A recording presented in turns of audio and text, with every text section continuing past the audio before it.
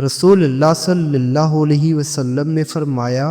جو مومن بندہ کسی بھوکے مومن کو کھانا کھلائے گا اسے اللہ تعالیٰ قیامت کے روز جنت کے پھل کھلائے گا، اور جو مومن بندہ کسی پیاسے مومن کو پانی پلائے گا قیامت کے روز اللہ تعالیٰ اسے مہر بند شراب پلائے گا، اور جو مومن بندہ کسی ننگے بدن والے مومن کو کپڑا پہنائے گا اللہ تعالیٰ اسے جنت کے سبز جوڑے پہنائے گا۔ جامعہ ترمذی حدیث نمبر 2449۔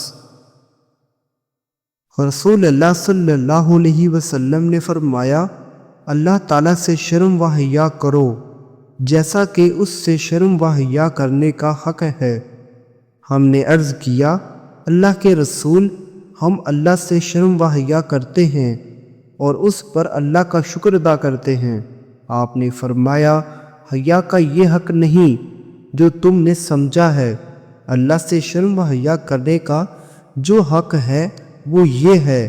کہ تم اپنے سر اور اس کے ساتھ جتنی چیزیں ہیں ان سب کی حفاظت کرو، اور اپنے پیٹ اور اس کے اندر جو چیزیں ہیں ان کی حفاظت کرو،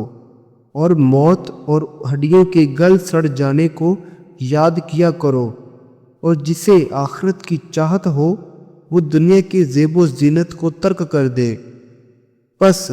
جس نے یہ سب پورا کیا تو حقیقت میں اسی نے اللہ تعالیٰ سے حیا کی جیسا کہ اس سے حیا کرنے کا حق ہے۔ جامعہ ترمذی حدیث نمبر 2458۔